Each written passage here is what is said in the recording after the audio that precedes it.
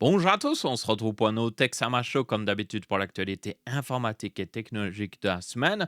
On a des news qui sont un petit peu particulières cette semaine-ci avec notamment Nvidia qui a annoncé et montré DLSS 5.0 et il y a des trucs intéressants, il y a des trucs moins intéressants ou plutôt même effrayants selon moi. Nous avons des news au niveau du fait que par exemple Asus ou plutôt le CEO de Asus ne s'attendait pas au MacBook Neo, donc ça c'est plutôt intéressant. Et j'ai pu d'ailleurs tester le MacBook Neo, donc je vais en parler un petit peu.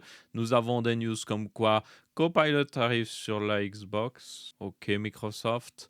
Nous avons aussi par contre le mode Xbox qui arrive sur Windows 11, donc ça c'est plus intéressant. Des cartes graphiques chinoises en veux-tu en voilà, des nouvelles news au niveau des prochains Core Ultra de Intel qui sont selon moi intéressants, on va en parler. Et puis d'autres news en tout genre. Vous avez une table des matières dans la description ainsi que sur la barre de lecture. Comme d'habitude, je rappelle aussi que cet épisode est disponible sous forme de podcast sur toutes les plateformes de podcast, ou en tout cas les plus populaires, ainsi que même sur YouTube. Donc vous avez des QR codes normalement affichés à l'écran qui vous permettent de scanner pour votre plateforme préférée, ou sinon vous recherchez juste Texama Show sur la plateforme que je mentionne ou que je montre ici, et vous devriez le trouver assez facilement. N'hésitez pas d'ailleurs à vous abonner, laissez 5 étoiles si vous utilisez une de ces plateformes de podcast. Sans plus tarder, commençons tout de suite. Mais avant ça, ce début de vidéo est sponsorisé par Zotac. Si vous cherchez une RTX 5070 avec une bonne construction, un bon refroidissement et un design sympa, alors cette Zotac Gaming GeForce RTX 5070 Solid OC est là pour vous. Elle a un design triple ventilateur pour un max de refroidissement.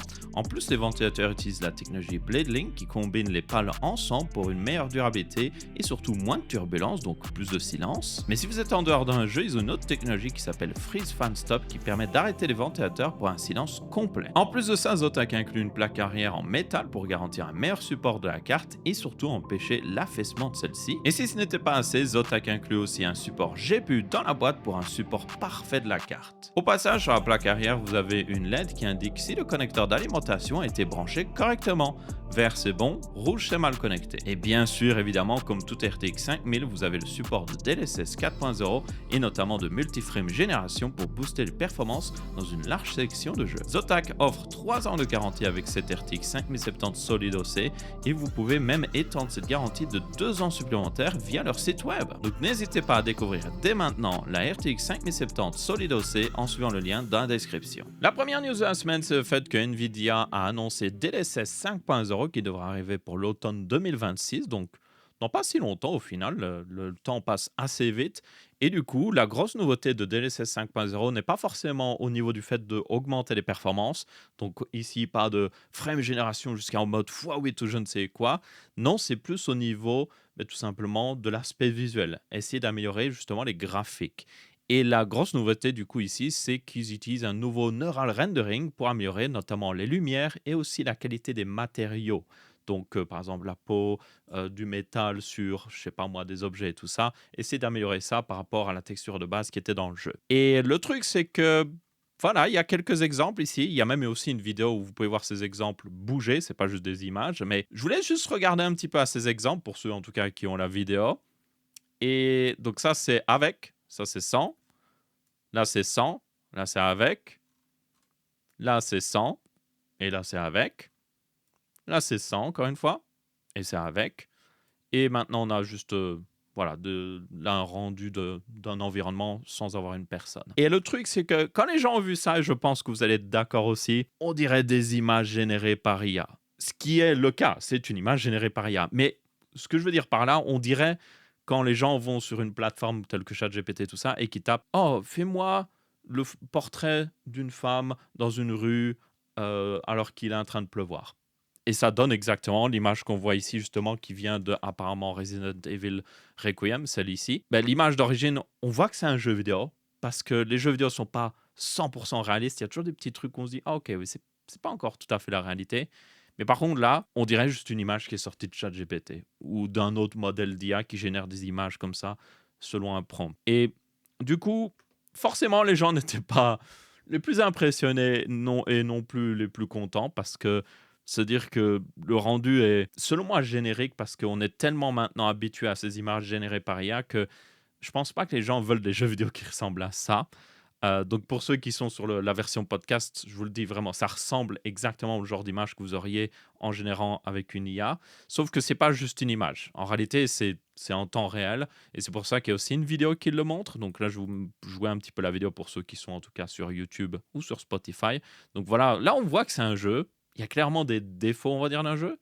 Et puis on voit la version améliorée avec DLSS 5. Et oui, ça fait vraiment genre l'image parfaite qui sort d'une IA, mais qui n'est en réalité pas tout à fait parfaite. Le problème qu'on a ici, je pense, c'est qu'on atteint la Uncanny Valley, que ça s'appelle en anglais, et en français, comment ça s'appelle déjà? Oui, la vallée de l'étrange. C'est un phénomène quand vous faites par exemple du rendu 3D, tout ça, ou même quand vous faites même des robots, à peu près tout ce que vous essayez de copier, surtout des personnes, mais plus vous en rapprochez on va dire, d'un résultat réaliste, plus les gens sont en mode: «Ah, OK, c'est réaliste, c'est réaliste, c'est réaliste» et juste avant d'atteindre le maximum du réalisme, il y a une sorte de vallée, ça chute d'un coup et les gens savent que, beh, ce n'est pas réaliste. Il y a un problème. Ils se disent: «OK, c'est très réaliste, mais il y a juste quelque chose qui cloche» et c'est certainement, une réaction qui est vraiment dans notre tête depuis des millions d'années ou des milliers d'années en tout cas, qui fait que quand on reconnaît quelque chose qui ressemble à un être humain, mais c'est pas exactement un être humain, notre cerveau est en mode: Non, j'aime pas ça, mais j'aime vraiment pas ça». Et donc ça, c'est justement la vallée de l'étrange. Donc si vous tapez d'ailleurs sur Google vallée de l'étrange, voilà, ce robot ici qui avait fait pas mal parler de lui ou d'elle, je ne sais pas comment vous pouvez le qualifier, voilà quelques années, et on voit que, ok, ça ressemble assez bien à une personne, mais surtout quand le robot bougeait, on voyait que ce n'était pas une personne, ou en tout cas, c'était pas exactement une personne.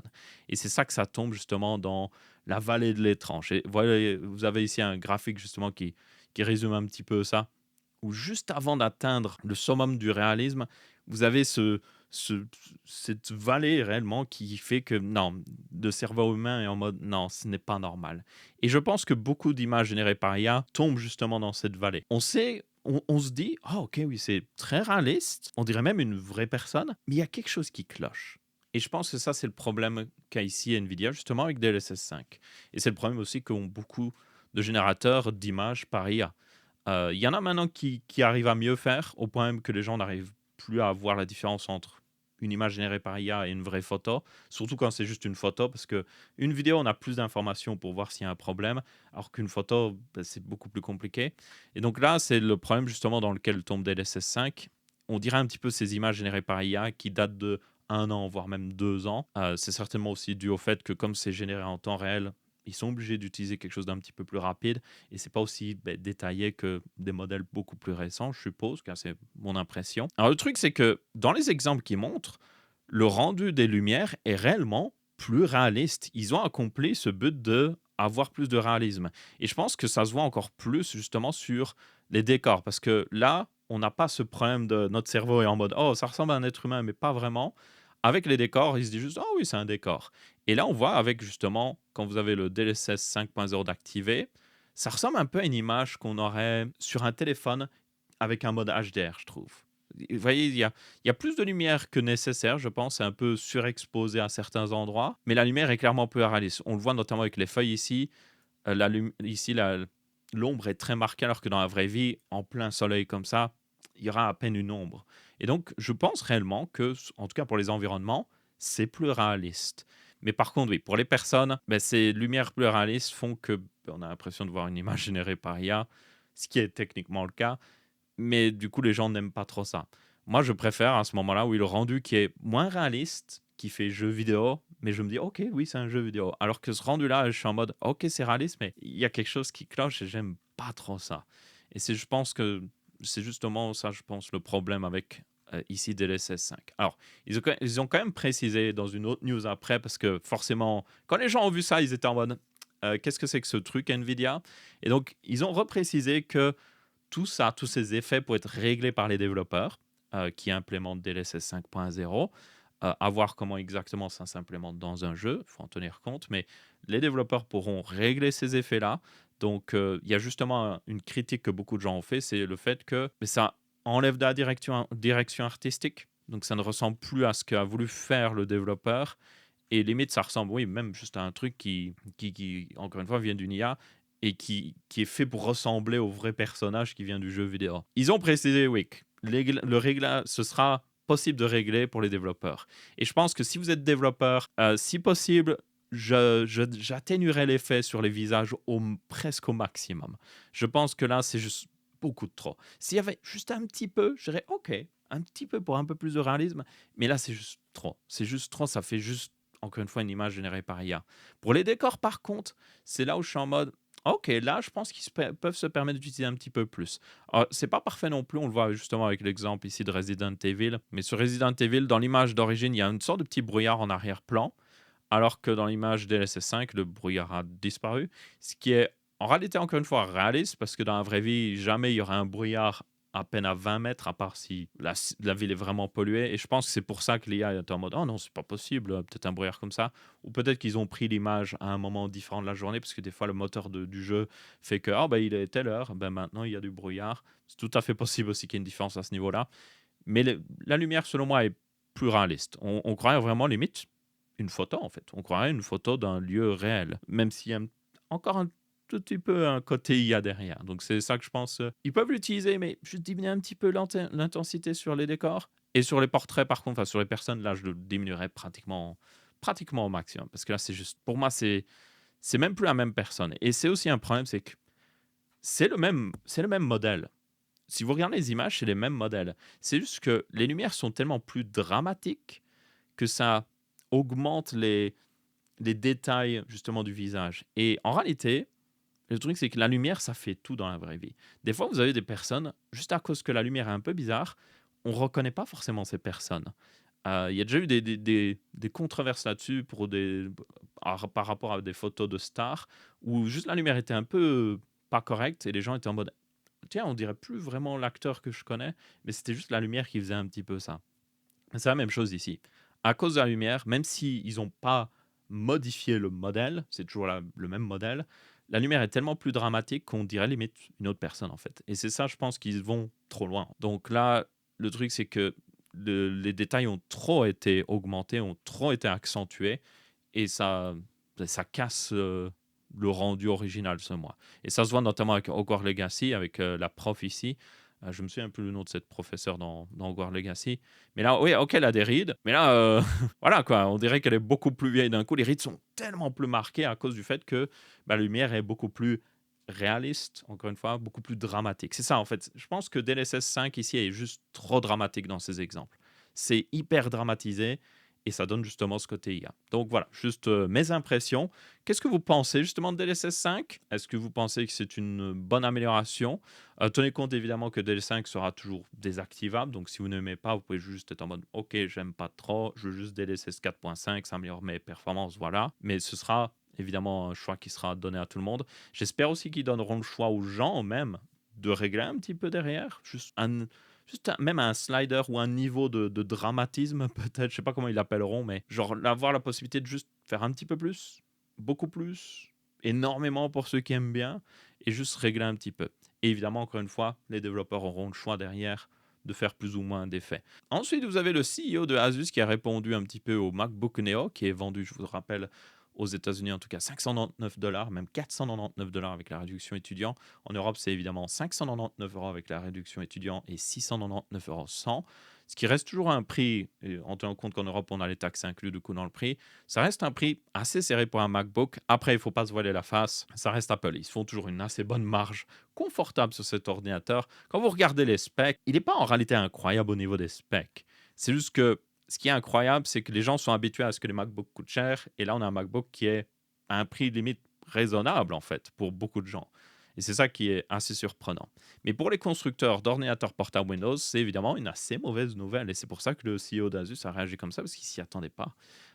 Ils avaient un marché qui était... il y a pas mal de concurrence dans le marché, évidemment, des laptops à ce prix-là. Mais tous les laptops sont un petit peu les mêmes, selon moi. Ils ont clairement des meilleurs specs que ce MacBook Neo.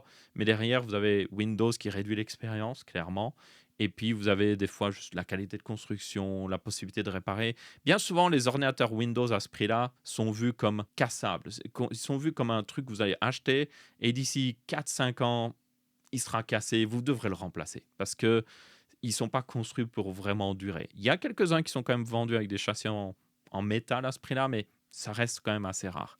Et là, vous avez Apple qui arrive ouais, et qui dit, OK, voilà un châssis entièrement en aluminium, durable, un bon format, les specs qu'il faut pour la plupart des gens, let's go quoi. Et donc beaucoup de gens sont forcément intéressés. J'ai pu tester le MacBook Neo du coup dans une vidéo des Yankee. Si vous vous rappelez, je fais des vidéos pour les Yankee sur la chaîne RTBF XP. Et du coup, cette vidéo d'ailleurs devrait sortir ce vendredi par rapport à la sortie de cette vidéo. Donc le vendredi de cette semaine-ci devrait sortir justement la vidéo avec le MacBook Neo où on donne nos premières impressions. Et honnêtement, il est plutôt intéressant. Je spoil un petit peu de la vidéo, mais il est réellement suffisamment puissant. Surtout la puce A18 Pro, en réalité, est suffisante pour beaucoup de gens. Je dirais même qu'elle est suffisante pour la majorité des gens. Le plus gros point limitant qu'on a eu, c'était pas forcément même le SSD de 256 Go, parce que beaucoup de gens vont juste faire du traitement de texte. Ils n'ont pas besoin d'avoir 512 Go, 1000 Go ou autre chose, surtout qu'ils vont tout regarder en streaming. Le point limitant, c'était la RAM. Quand le MacBook Neo dépassait sa quantité de RAM, il utilisait la swap, qui est un fichier d'échange sur le disque, et du coup, ça ralentissait les performances. Donc le processeur n'était pas utilisé à 100%, mais comme il utilisait la swap, ça ralentissait justement les performances. Et je pense que c'est le plus gros point négatif de ce MacBook Neo. Les 8 Go de RAM sont juste un petit peu trop limite. Et Apple le savait très bien. C'est fait par design. C'est fait pour inciter les gens à passer au MacBook Air. Tenez-en compte. Mais voilà, pour ceux qui sont intéressés par le MacBook Neo, je vous invite à regarder cette vidéo qui sort vendredi. Mais pour résumer très vite fait, je vous le dis, si vous avez besoin de... Et de toute façon, si vous réfléchissez de ce que vous avez vraiment besoin, je pense que le MacBook Neo n'est pas fait pour vous. Mais si vous demandiez, parce que c'est dans votre budget et vous n'avez pas forcément le budget pour un MacBook Air, c'est la RAM qui va surtout vous limiter. Donc si vous pouvez, prenez un MacBook Air qui a 16 Go de RAM, même avec 256 Go de stockage, ce sera mieux. Il en existe.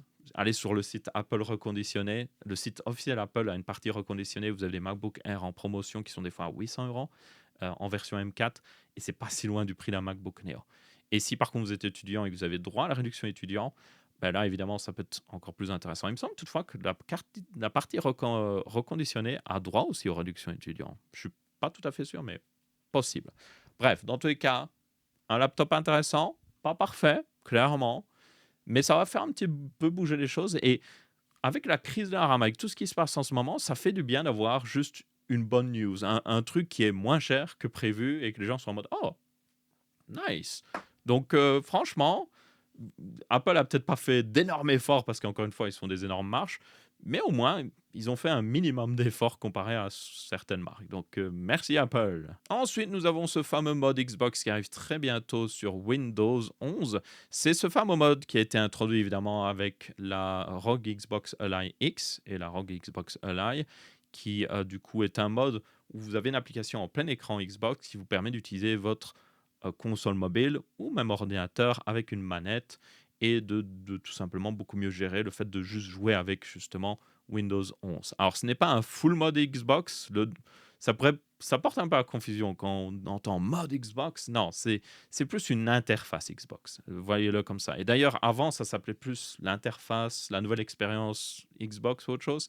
Alors que là, maintenant, ça s'appelle apparemment Xbox Mode ou je sais pas quoi. C'est un peu mensonger, hein. Ça fait un petit peu comme l'autopilote Tesla. C'est pas vraiment un autopilote. C'est plus une aide au pilotage. Et là, c'est la même chose. C'est plus une interface qui aide énormément. Il y aura des optimisations derrière, donc ça aidera un petit peu à gagner en performance, mais voilà. Et pour ceux qui se demandent, ah, mais c'était déjà pas disponible? C'était disponible, mais en bêta. Donc là, ça arrive officiellement hors bêta et vous pourrez l'activer sur plein de PC. Donc, si vous avez un PC que vous utilisez sur votre TV, si vous avez une console mobile, vous pourrez juste aller dans les paramètres, dire voilà, je veux l'activer et ça marche directement. Alors qu'avant, pour activer la bêta, c'était un peu plus bancal, il fallait faire un petit peu plus d'efforts. Donc là, ce sera un peu plus facile d'utiliser. Est-ce que je pense que tout le monde devrait l'utiliser? Ça dépend. Si vous avez un PC avec un clavier souris, non, ça n'aide pas grand-chose. Vous avez déjà le mode jeu qui existe dans Windows qui fait déjà certains efforts pour optimiser. Et je suppose qu'ils vont mettre à jour le mode jeu pour supporter une partie des optimisations qu'ils ont rajoutées dans ce mode Xbox. À voir, en tout cas, il faudra le tester peut-être. Mais une chose est sûre, oui, c'est vraiment pour ceux qui ont plus une manette et qui sont coincés avec une manette et qui veulent mieux utiliser leur console, notamment mobile, ou encore une fois leur PC raccordé à une TV. Mais quoi qu'il arrive, une bonne chose. Par contre, de l'autre côté, c'est tellement typique à Xbox, c'est tellement typique à Microsoft. Ils font un pas en avant et puis ils font deux pas en arrière. Et là, c'est le cas avec cette news sur le fait que Ben, tout simplement, la Xbox et l'univers Xbox va bientôt intégrer Copilot. Et ça devrait même arriver cette année. Donc, pas juste sur Windows, vous pourriez avoir Copilot sur votre Xbox Series X et Series S. Et j'ai juste envie de poser la question, c'est qui a demandé ça? Est-ce que quelqu'un est en mode ah, tu sais ce qui manque à ma Xbox? Xbox, ils ont du mal par rapport à PlayStation. Tu sais ce qui leur manque qui ferait qu'ils seraient tellement mieux? Copilot! Personne ne s'est dit ça. Vraiment personne. C'est le genre de truc que vous avez des exécutifs, vous avez des managers dans un bureau chez Microsoft qui est en mode vous savez ce qui manque à notre Xbox? Et puis vous avez un gars qui a suggéré une très bonne idée. Ils l'ont jeté par la fenêtre, comme le meme le montre. Et puis non, ils sont des copilotes. On va juste mettre copilote. C'est ça qui nous manque pour concurrencer Sony. Juste plus d'IA. Des trucs que les gens n'ont jamais demandé. C'est tellement typique à Microsoft. Leur solution ces derniers temps, c'est juste mettre des IA partout. C'est voilà. On a du mal à vendre, on a du mal à reprendre des parts de marché, on a du mal à faire passer les gens à Windows 11 par rapport à Windows 10. Ce qui manque, c'est plus d'IA. Et en réalité, les gens sont en mode j'en ai rien à faire. Comme l'avait annoncé le CEO de Dell, qui est une énorme entreprise Dell, ils font beaucoup d'ordinateurs portables, il l'a dit, les IA, les PC Copilot et tout ça, ça ne vend pas. Les gens ne cherchent pas, les gens ne rentrent pas dans un magasin en mode je veux un PC Copilot plus. Ils s'en battent les steaks. Surtout que la plupart des IA vraiment utiles ne tournent même pas sur le PC, elles tournent dans le cloud. Donc votre PC Copilot, il sert à rien. Et du coup, mais à côté de ça, vous avez Microsoft qui est toujours en mode non, la solution c'est Copilot. Et donc oui, ils veulent rajouter Copilot à la Xbox. À quoi ça va ressembler? Ben, vous avez un petit peu des previews ici. Voilà. Donc je suppose que vous pourrez juste demander des trucs à Copilot pendant que vous jouez. Ça peut être pratique, je suppose. Oui. Genre, vous pouvez être en mode oh, je suis coincé dans ce jeu, qu'est-ce que je suis censé faire? Mais d'un autre côté, je suis un peu en mode voilà, c'est un petit peu un truc d'assister, on va être très honnête. Par exemple, là, il y a une question que pose la personne qui joue. What achievement can I aim for? Donc, quel achievement, quel avancement je peux viser? En gros, qu'est-ce que je dois faire dans le jeu? Qu'est-ce que je peux faire dans le jeu parce que je m'emmerde, quoi. C'est vraiment ça. Comment je peux faire un parti dans le jeu? Ça peut être utile en réalité, ça peut aider. Mais c'est le genre de truc que je me dis, si vous vous posez ce genre de questions alors que vous jouez à votre Xbox, appuyez sur le bouton pause, sortez votre téléphone et recherchez la question. Voilà. Et le truc, c'est aussi, c'est que forcément, ce mode Copilot, je me dis, est-ce qu'il va pas rajouter de la charge sur la Xbox? Est-ce que ça va pas affecter un petit peu les performances? Donc, ouais. Basiquement, je suis pas un grand fan, je vais être très honnête. Ça peut être pratique dans certains cas, mais pour moi, c'est juste inutile. C'est le genre de truc qui montre à quel point Microsoft et Xbox par extension est juste déconnecté de la réalité. Des fois, on dirait qu'ils sont juste perdus dans leur sauce. Il y a encore une fois, tous ces managers dans un bureau, ils sont en mode ouais, c'est trop bien notre idée qu'on a consulté personne qui joue réellement sur nos consoles et que nous, on est juste des mecs payés 10 millions par an et qu'on n'a jamais joué à la console ou on y a juste joué 5 minutes en mode ah ouais, c'est bien, ok, notre produit est tellement bien. Ils parlent souvent comme ça, les managers et tout ça. Ça fait penser au CEO de McDonald's. Il y a beaucoup de gens qui se sont moqués de lui récemment parce qu'il essayait il essayait un burger qui sortait récemment, le Big Arch ou je sais pas quoi. Il prend juste il mord à peine dedans, il est en mode ça c'est une grosse j'ai mordu tellement dedans hein. Ouais, il est trop bon. Et les gens sont juste en mode le mec t'es déconnecté quoi. Et il disait pas que c'était un burger, il parlait pas de bouffe, il était en mode notre produit. Et quand les gens commencent à parler comme ça fait un peu ouais, ça fait tellement je suis déconnecté de la réalité. Et on m'a juste donné un briefing avant et je ne sais même pas de quoi je parle. Et là, je pense que c'est ce qui se passe avec la Xbox, hein. Pour eux, c'est pas une console, ce n'est pas une console de jeu ou même un PC de jeu ou je ne sais quoi. C'est un produit. Et pour améliorer notre produit, nous allons utiliser un autre produit qui est Copilot. Et ça va maximiser nos revenus parce qu'évidemment, pour utiliser Copilot, il faudra payer. Bon, là, je ne sais pas si ce sera payant, mais dans tous les cas, voilà. Microsoft, sortez dans le monde, ou les managers Microsoft en tout cas, sortez dans le monde réel, interrogez des gens qui utilisent vraiment votre produit, parce que je pense que vous ne vous rendez pas compte de ce qui se passe réellement juste dehors en fait. Et maintenant on passe au deal de la semaine, et il y a très peu de deals la semaine, mais il y a toujours évidemment une constante dans ce monde, tout coûte hyper cher, sauf les écrans. Donc là on a justement un écran de 27 pouces, 1440p, 200 Hz, IPS, à 123,49 €. C'est un prix abusé pour de tels specs. Évidemment, ça vient d'un peu d'une marque inconnue, tenez-en compte. Mais si c'est pour juste jouer aux jeux vidéo, ça fait le taf. Si c'est pour faire de la retouche photo et tout ça, oui, je prendrais une marque un peu plus connue quand même.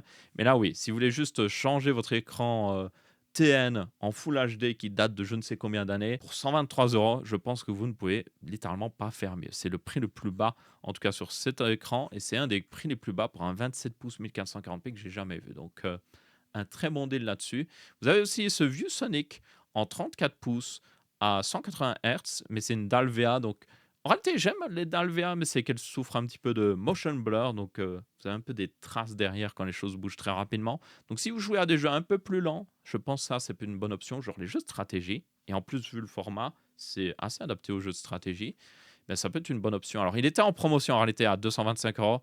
Bizarrement, il est repassé très vite à 249 €. Donc, c'est un petit peu dommage. À 225 €, c'était un excellent deal. Mais je pense qu'à 249 €, ça reste toujours un deal honnête, vu les specs. Et c'est une marque réputée qui est ViewSonic. Donc, voilà. Mais tenez compte par contre qu'il est courbé. Donc certaines personnes n'aiment pas trop les écrans courbés, ce que je comprends. Et pour aller avec votre nouvel écran, pourquoi pas un bon câble HDMI.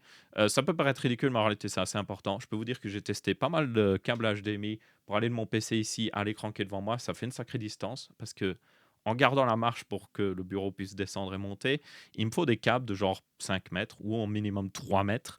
Et les câbles HDMI 2.1 en 3 mètres sont rares. En tout cas, ceux qui fonctionnent sont rares. Donc ici, vous avez un modèle de chez Ugreen que j'ai déjà pu acheter plusieurs fois.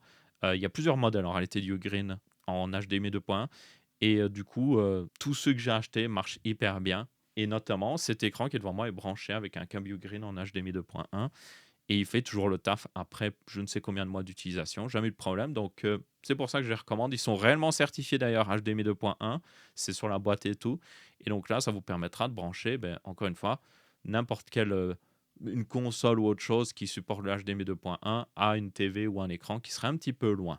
Et vous avez des modèles 3 mètres, 5 mètres même, toujours avec justement les full spec HDMI 2.1 et ça c'est très rare encore une fois. Vous pouvez voir d'ailleurs que les avis sont juste excellents. 13 000 avis, 13 000 personnes qui étaient en mode oui, ce câble marche très bien. Parce qu'encore une fois, vous avez des câbles qui vont promettre toutes ces specs, mais qui derrière, vous allez le brancher et puis, oh, bizarrement, ça ne marche pas. Et donc voilà, c'est tous les deals de la semaine que j'ai trouvé. C'est très centré sur les écrans. Ouais, si vous avez des je cherche les deals un petit peu partout, je regarde sur les sites de deals et tout ça, je regarde aussi directement sur Amazon et il y a beaucoup de deals qui sont juste pas intéressants, mais si vous avez des recommandations d'endroits où on peut trouver justement des deals comme ça m'intéresserait parce que mon but, c'est d'aller sur ce site-là et de trier encore une fois les deals. Parce qu'encore une fois, il y a des gens qui sont en mode: «Oh, il y a un excellent deal là-dessus». Je suis en mode: «Non, c'est juste c'est pas un deal, c'est juste genre, OK, oui, c'est une promotion, mais vous pouvez le trouver moins cher ou à peine plus cher à d'autres endroits, c'est pas vraiment un deal. Mais si vous avez des suggestions, ça m'intéresserait parce qu'honnêtement, des fois, je regarde partout pendant plus d'une heure et je suis en mode, il y a rien. Il y a juste littéralement rien du tout. Donc, est-ce que je regarde au mauvais endroit ou est-ce qu'il y a réellement des fois juste pas de deal? C'est tout à fait possible aussi. Bref, dans tous les cas, n'hésitez pas à me le dire dans les commentaires, ça m'intéresserait. Ensuite, nous avons la Chine qui continue de progresser sur le marché des GPU, tout simplement. Donc là, vous avez une marque qui s'appelle Liswan, qui a rajouté, ou plutôt annoncé, différentes cartes graphiques qui devraient arriver prochainement. Alors, la plupart de ces cartes sont destinées au marché pro, donc c'est la LX Ultra, LX Pro et LX Max. Ça fait très penser à ce que fait Apple. Et vous aviez aussi une carte grand public qui est la 7G100. Donc oui, ils ont amélioré un petit peu la façon dont ils nomment les choses, mais ils ont juste copié Apple derrière, donc ma foi.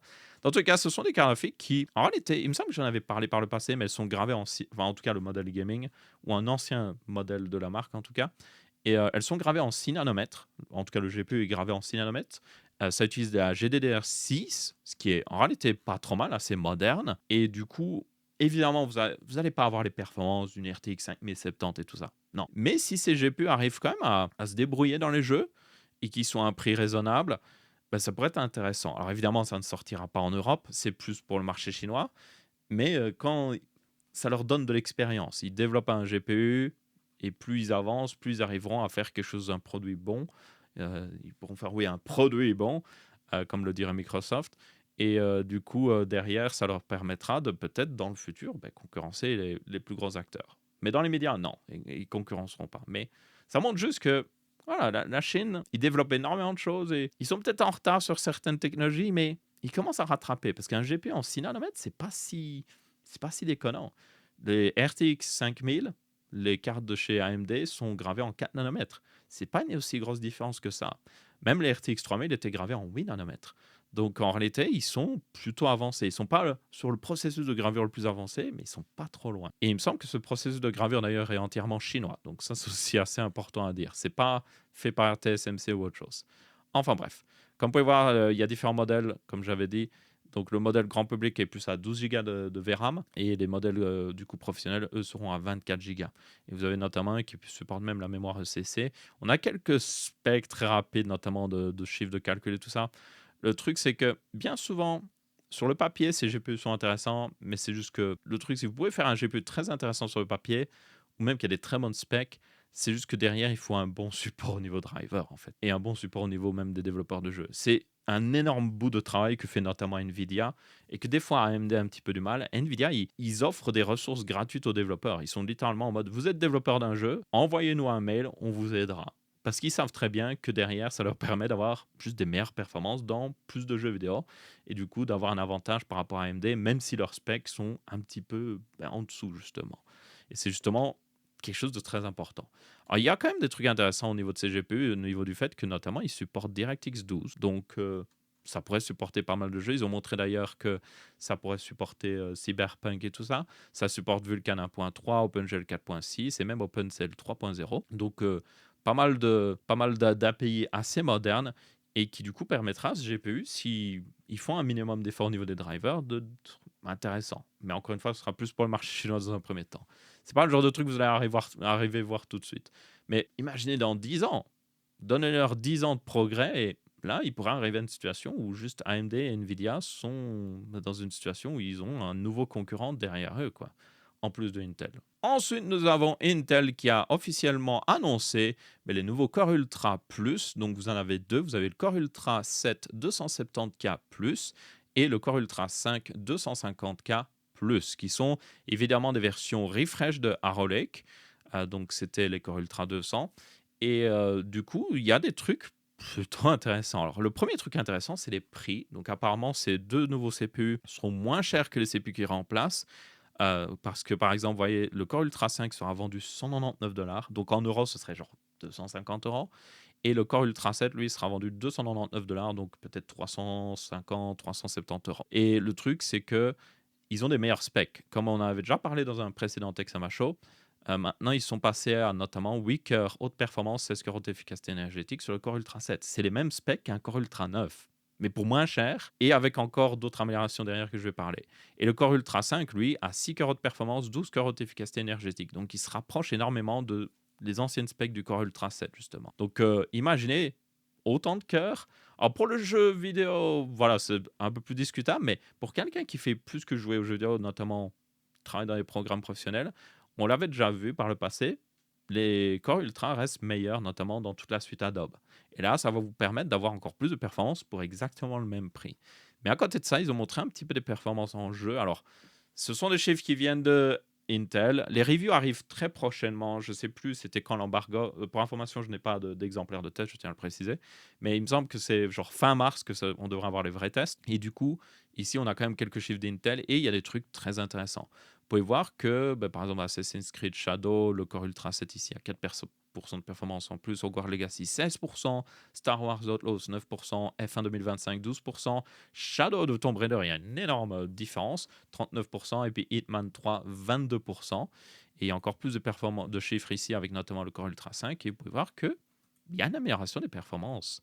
Et le truc, c'est que c'est la même architecture, c'est le même processus de gravure, donc ces améliorations doivent venir de juste des améliorations au niveau de comment ils ont designé, je suppose, ce processeur. Ils ont dû faire des petits tweaks par-ci par-là, en plus de peut-être changer un peu aux fréquences. Mais en réalité, les fréquences n'étaient même pas si loin que ça, parce que si vous regardez, vous pouvez voir que ce nouveau Core Ultra 7 a juste basiquement à peu près les mêmes fréquences. Il y a juste les corps haute efficacité énergétique qui sont un peu plus hauts, mais le reste, au final, c'est pas si loin.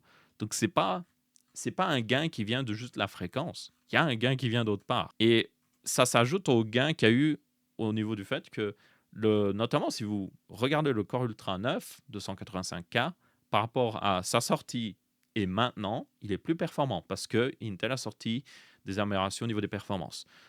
Est-ce qu'ils auraient dû sortir directement le Core Ultra 5 avec ce genre de niveau de performance dès le début? Oui, certainement. Mais ils ont fait le travail de réoptimiser et de faire en sorte de débloquer un certain niveau de performance. Et du coup, là, ben, ça continue justement avec ces versions plus. Et honnêtement, ils seront pas. À mon avis, ils n'arriveront pas à dépasser un 9800 X3D. C'est sûr et certain. De ce qu'on sait de la différence de performance entre le Core Ultra 9 même et un 9800 X3D, on le sait que le 9800 X3D sera toujours devant. Mais le truc, c'est qu'ils n'ont pas besoin d'être devant. Ils ont juste besoin d'être meilleurs pour le prix. Et au vu des prix qu'on voit ici, encore une fois, 299 $, ce qui est. Alors, le prix de sortie du Core Ultra 7 265K, c'était plus 390 $. Donc, ça vous montre à quel point Intel était un peu déconnecté de la réalité quand ils ont sorti. Mais au niveau du fait que les prix sont plus bas, que les performances sont meilleures, qu'on ait plus de cœur pour le même prix aussi, je pense qu'ici, Intel a quelque chose d'intéressant. Ils vont avoir juste un produit, encore une fois, on peut le dire, qui intéresse les gens. Ils vont avoir un processeur qui, oui, n'est peut-être pas le meilleur pour le gaming par rapport au 9800 X3D ou 9850 X3D, mais par rapport à ce que vous devez payer, il va vous donner le maximum en fait derrière. Et en particulier le Core Ultra 5, je suis très intéressé. Ça pourrait être le concurrent parfait à tout ce qu'a AMD à ce prix-là en fait. Donc je pense que AMD est un peu dans une situation où ils ont techniquement le meilleur produit, mais c'est juste qu'ils sont tellement plus chers que Intel offre beaucoup plus ici pour l'argent. Un petit peu comme, au final, c'est la même situation que AMD versus Nvidia quand on y pense. C'est assez étonnant. Enfin bref, dans tous les cas, très impatient de voir ces nouveaux processeurs. Je pense que j'ai bien envie de me faire un build avec le 200, c'était le 250K, voilà, parce qu'il m'intéresse. Je pense que je pourrais mettre à jour mon mini PC mini TX avec un petit 250K+. Ça pourrait être pas mal. En limitant le TDP, parce que je n'ai pas la place pour 125 watts de refroidissement dans mon PC Mini TX. Mais ça pourrait être intéressant quoi que là. Et derrière, il prévoit aussi de lancer des nouveaux Core Ultra 200 HX+. Donc c'est la version ici mobile, évidemment. Donc vous auriez tout simplement un petit remplacement de ce qu'on a actuellement sur le marché mobile. Donc si on descend tout en bas, on n'a pas un graphique qui résume les différents HX qui existent, mais vous pouvez voir qu'ils ont montré un petit peu des chiffres de performance par rapport au 285 HX, qui était le meilleur Core Ultra 200 en tout cas pour le gaming à l'heure actuelle. Vous avez pas mal d'ordinateurs portables qui utilisent, même énormément d'ordinateurs portables qui l'utilisent. Et vous pouvez voir ici que la sélection de jeux d'ailleurs est beaucoup plus importante que ce qu'ils ont montré avec les PC fixes.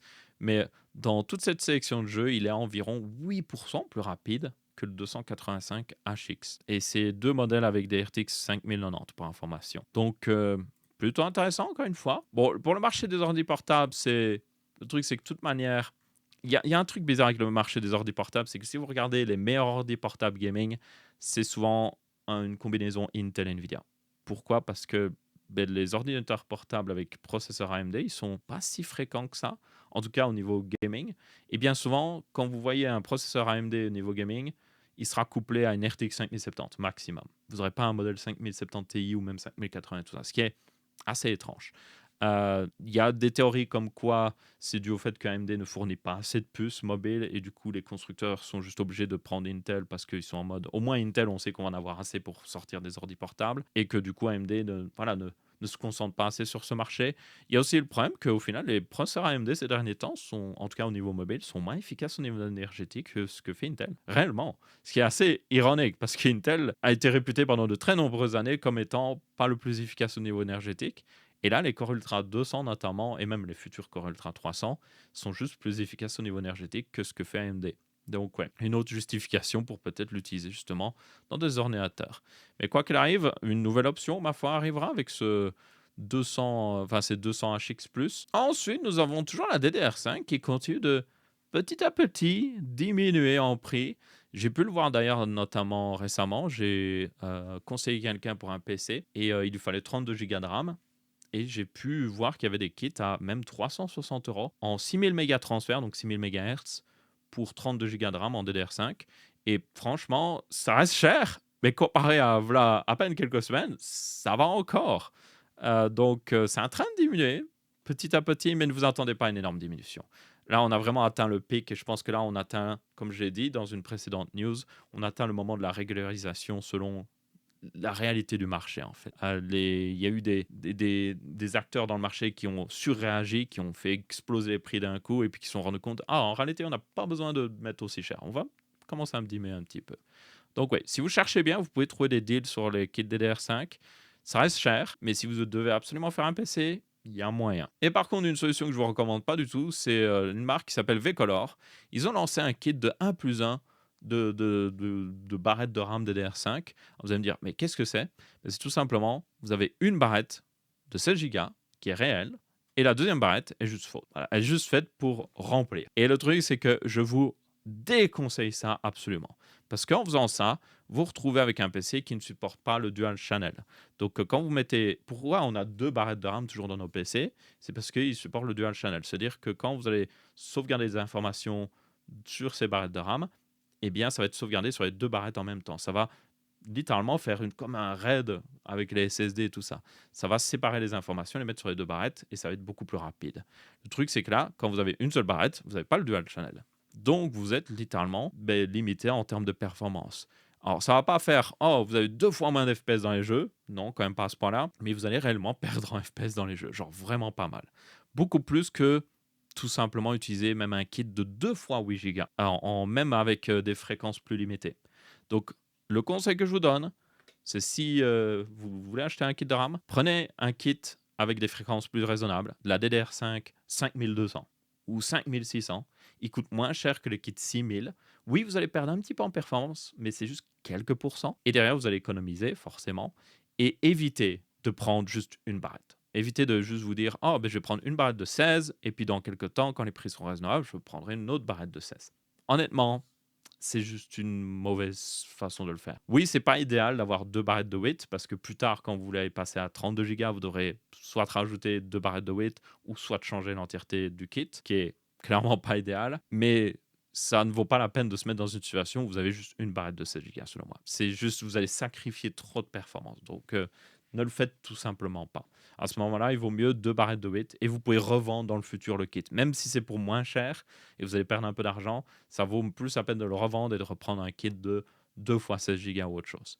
Surtout d'un point de vue, je parle ici performance.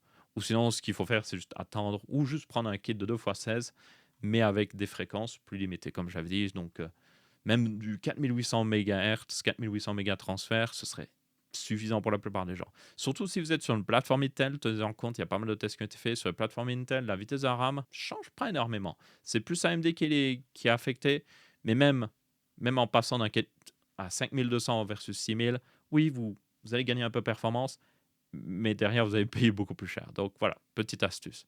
Mais il y a moyen quand même de trouver des kits à 6000 mégatransferts pour, encore une fois, un prix raisonnable. Ensuite, c'est officiel, nous avons un boîtier Noctua qui arrive, ou plutôt en réalité un boîtier Noctua en coopération avec un fabricant de boîtier qui est Antec. Donc ce sera le Antec Flux Pro Noctua Edition, et ce sera tout simplement, comme vous pouvez voir, un boîtier un petit peu aux couleurs Noctua, et surtout avec des ventilateurs Noctua préinstallés. Alors, tous les emplacements ne seront pas préinstallés, tenez en compte. Vous pouvez voir que ce sera seulement celui à l'arrière, les trois à l'avant et il me semble, selon cette image, aussi les deux en bas. Donc beaucoup plus de flux d'air en entrée qu'en sortie, ce qui est un peu étonnant, mais je pense que c'est dû au fait qu'il part du principe que les gens mettront un water cooling en haut, ce qui est tout à fait raisonnable. Donc je pense que c'est pour ça. Et dans tous les cas, ils ont adapté un petit peu le design. Donc vous pouvez voir la grille latérale est un petit peu brune. Vous avez un accent bois qui rappelle un petit peu au final la couleur brune de Noctua. Le passe-câble aussi est un petit peu en brun. C'est pas un PC ou un boîtier, je devrais dire, entièrement aux couleurs de Noctua. C'est plus, ok, on incorpore quelques couleurs de Noctua pour que les ventilateurs fassent pas tâche, tout simplement. Et je pense que le résultat, surtout vous voyez avec ici le modèle de chez Asus Noctua, le résultat est plutôt sympathique. Surtout si vous prenez un peu des périphériques Pro Art qui ont un petit peu des couleurs dorées, ça devrait aller, je pense que ça devrait coller aussi. Et même sans avoir le modèle Noctua de la carte graphique qui coûte hyper cher, je pense que vous pourriez faire une config qui est relativement jolie, même si évidemment ça reste les couleurs Noctua. Et derrière, elle sera évidemment très performante, parce que c'est évidemment l'avantage ici de Noctua. Après, tenez compte que ici, ils utilisent les du coup NF A14X25 qui sont en version G2, donc qui sont leurs meilleurs ventilateurs qui existent. Ce sont des ventilateurs qui coûtent très cher. Et donc, c'est pour ça aussi que le prix du boîtier est très cher, parce qu'il est vendu $399. Même si vous tenez compte du prix des ventilateurs, oui, vous payez plus cher, clairement, selon moi. Mais quoi qu'il arrive, il existe aussi une version en noir de ces ventilateurs. Donc vous n'êtes pas obligé d'avoir la couleur dégueulasse, vous n'êtes pas obligé de prendre ce boîtier pour que ce soit accordé. Vous pouvez juste prendre la version noire de ces ventilateurs et un boîtier, n'importe quel boîtier noir. Et là, vous serez bien, vous aurez toujours les mêmes performances, mais vous aurez un PC qui sera plus beau et qui coûtera moins cher. Donc voilà. C'est plus une solution pour les gens qui veulent absolument ces ventilateurs ou qui adorent le style de ces ventilateurs, si vous êtes une de ces personnes un peu détraquées. Euh, Chacun ses préférences, je ne juge pas. Mais dans tous les cas, voilà. Et du coup, ici, vous avez d'autres exemples. Vous pouvez voir avec notamment un air cooler intégré, plutôt sympathique. On a un hub pour les ventilateurs, plutôt pratique aussi. Et là, on voit un petit peu plus la grille à l'avant. Franchement, le résultat est sympa, encore une fois. Mais je ne sais pas si ça vaut vraiment $399. Ensuite, je voulais faire une petite correction par rapport à la semaine dernière. Bizarrement, j'avais oublié que la RTX 5050 de PC fixe était déjà sortie par le passé. Mais en même temps, c'est pas une carte très intéressante, on va être très honnête. Donc, c'est peut-être pour ça que je l'ai oublié. Mais du coup, la nouvelle RTX 5050 que j'ai annoncée la semaine dernière va du coup la remplacer ou juste être à côté, je ne sais pas trop. Et l'update que je voulais faire ici, c'est que oui, du coup, il n'y a pas juste une version laptop, il y a bien une version PC fixe qui existe. Mais le truc, c'est que si vous regardez la version PC fixe, elle est vendue.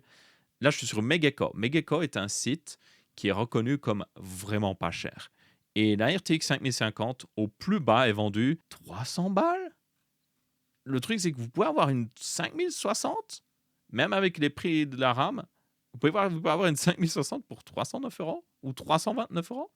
Donc oui, je ne comprends pas. Elle a pas deux fois plus de coups d'accord, mais elle a clairement beaucoup plus de coups d'accord parce qu'on passe de 2560 coups d'accord à 3840. C'est une énorme différence. Vous avez le passage à GDDR7, toujours la même quantité de VRAM. Qui achète des 5050, en tout cas sur PC fixe? Et là, du coup, je me dis, ben, si cette nouvelle 5050 arrive avec la GDDR7 et tout ça, et même 1 Go de RAM en plus, jamais elle va coûter moins cher que cette RTX 5050. Donc elle va sortir à 300 balles, alors qu'il y a la 5060 en face. Je ne comprends pas trop la stratégie marketing ici. Mais bon, ok. On verra bien en tout cas quand elle sera disponible, ou en tout cas quand elle sera annoncée, parce que le truc c'est qu'il y a eu le GTC, elle n'a pas vraiment été annoncée. Peut-être que ce sera une carte qui est réservée au OEM, donc le marché des intégrateurs, c'est tout à fait possible.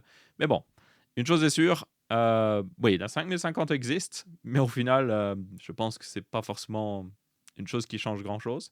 Et ma foi, cette nouvelle RTX 5050 pourrait un petit peu aider, mais à mon avis, elle va pas aider vu les prix actuels des cartes graphiques. Donc, ouais.